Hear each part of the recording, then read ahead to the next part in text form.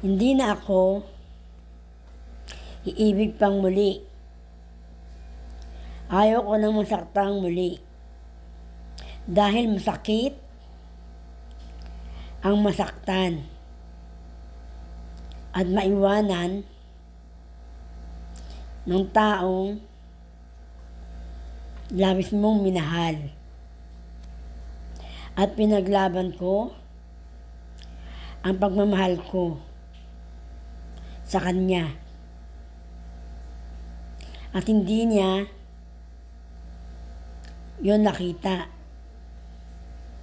Kaya mabuti pang palayain ko na lang ang taong aking minahal.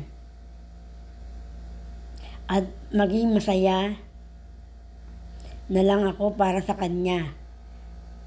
Ipagpatuloy